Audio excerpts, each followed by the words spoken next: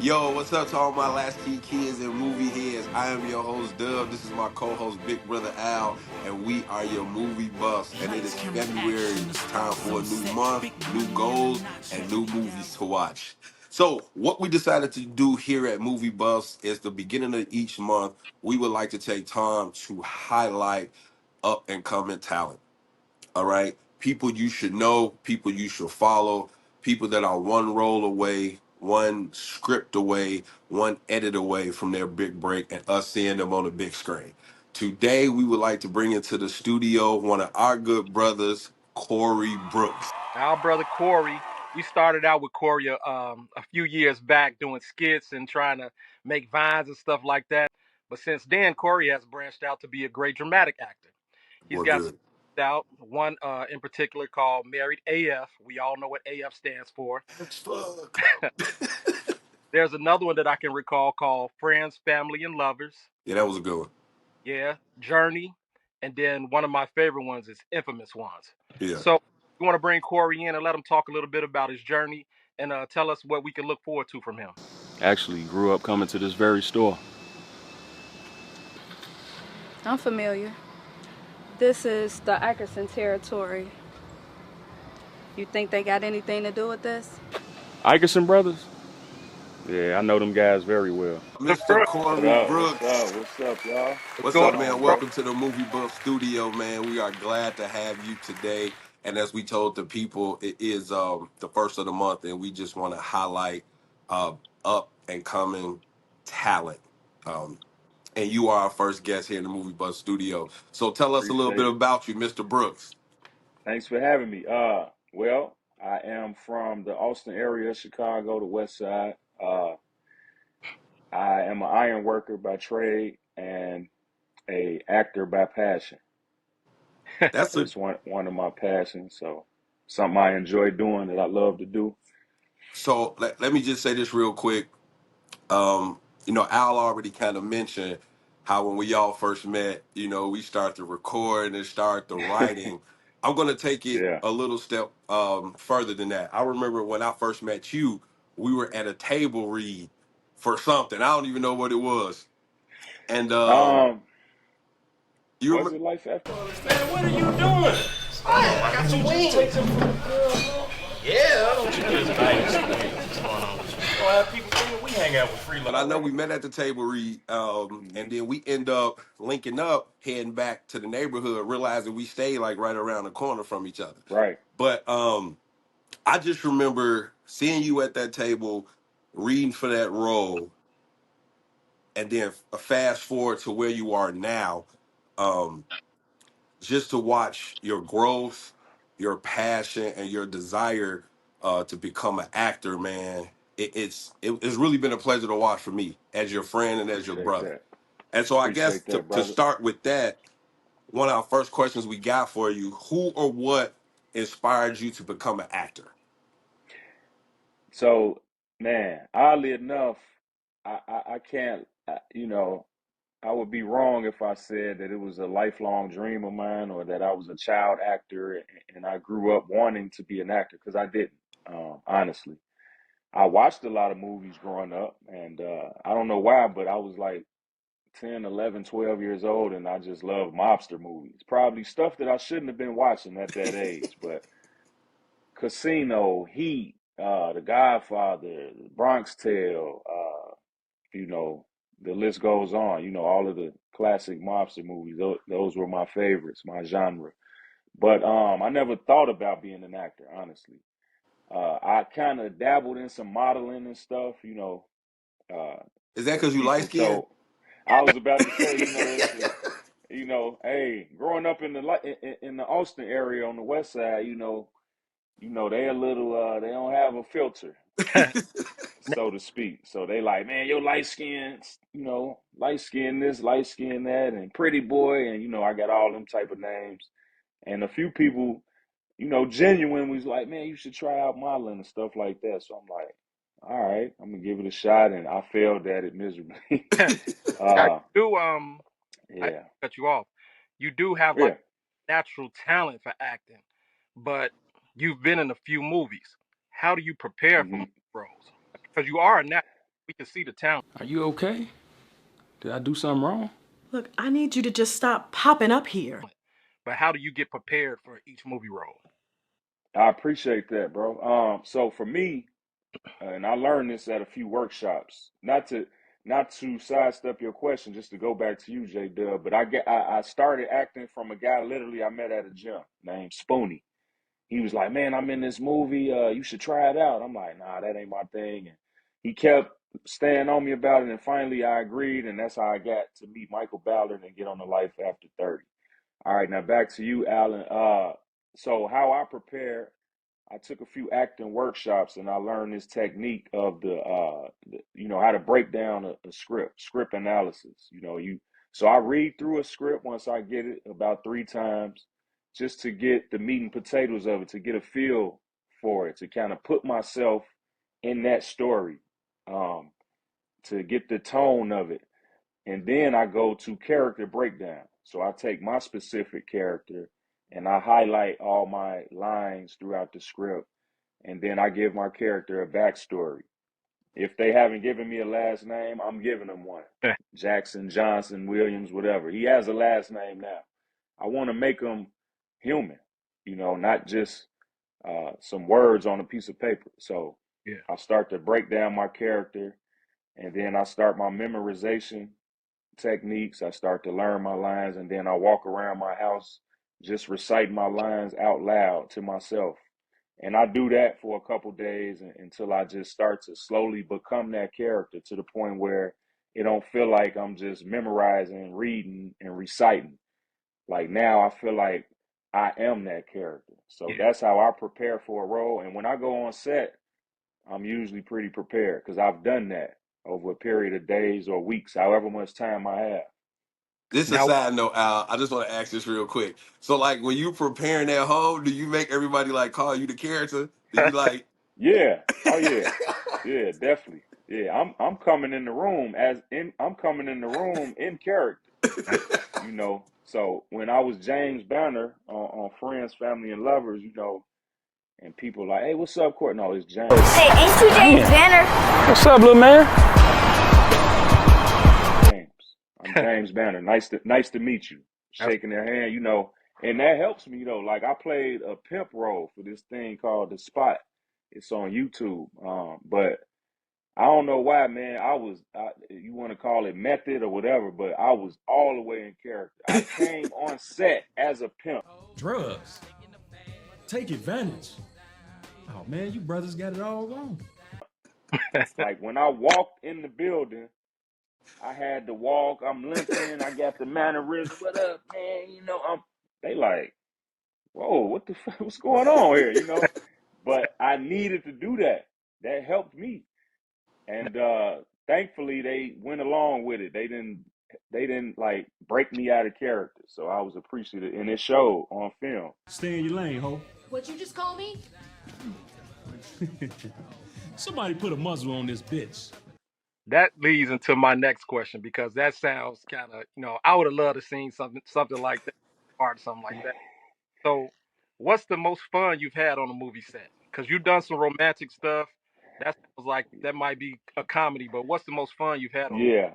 I would say I was in this movie called Married as Fuck, and the storyline is basically a group of married couples going on this retreat to kind of for bonding purposes with friends or whatever, and for their relationship. So we rented out this Airbnb like an hour and a half north of Chicago, like on the Wisconsin border, and it had like a lake in the back, and it was real nice, like a cottage type thing, cabin or whatever.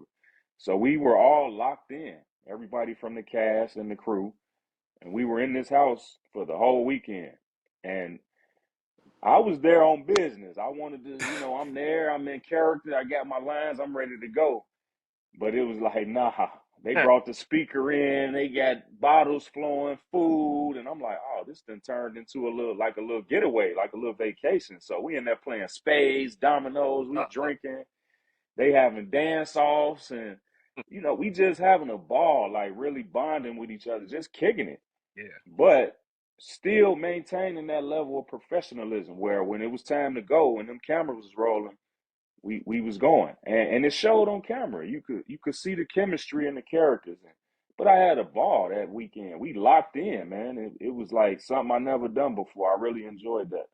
Nice.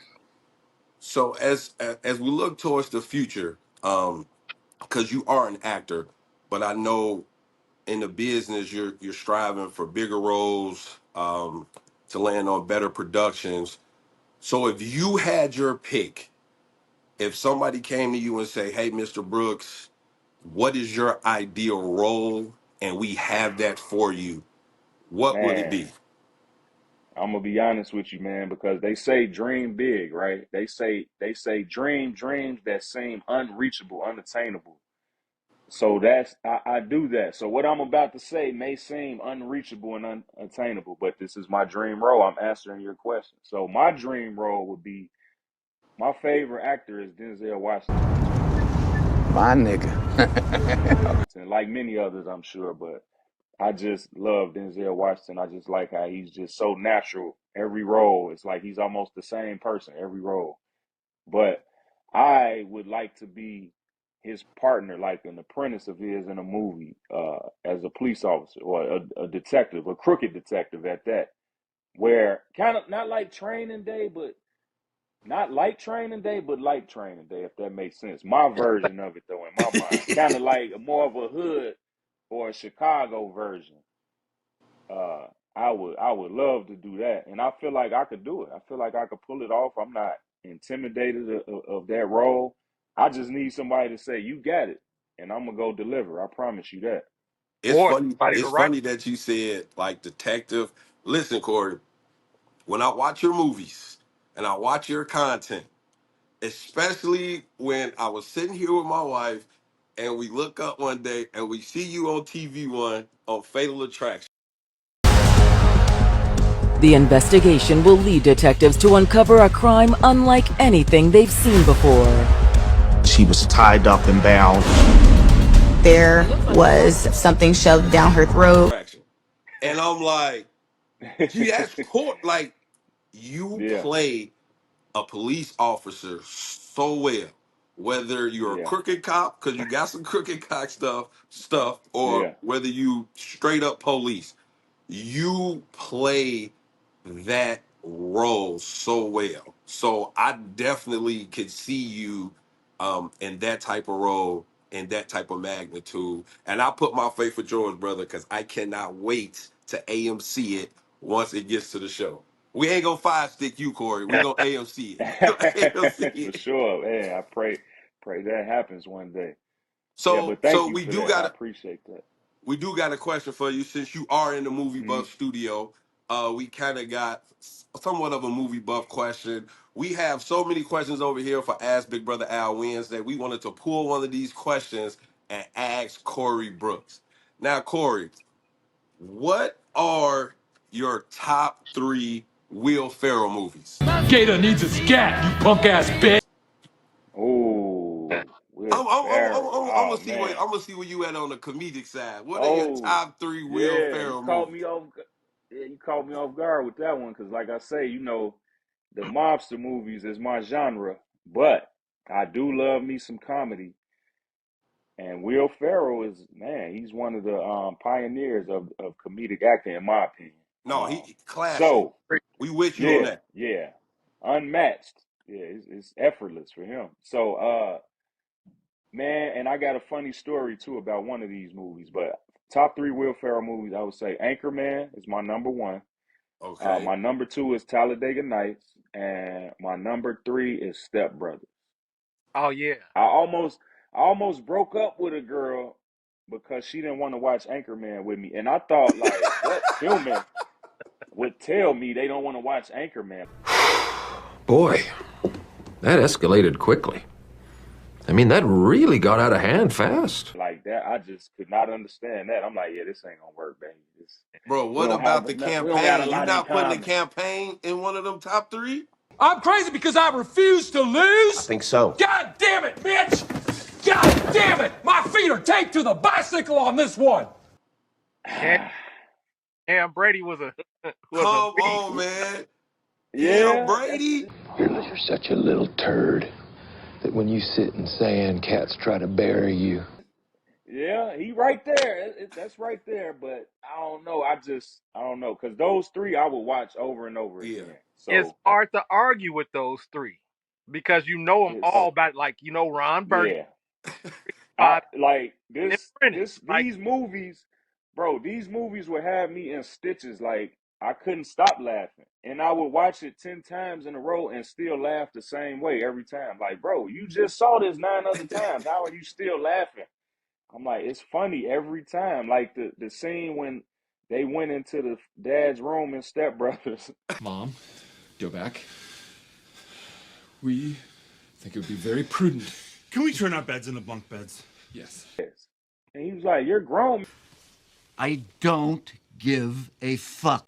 Like, just to have them two grown men acting like kids and they arguing over, the guy came home and he's like, why are you sweating? And he said, I was watching Cops. And, he said, Cops doesn't come on to 3. And, he said, you put your balls on my drum set. Like, who thinks of this stuff, man?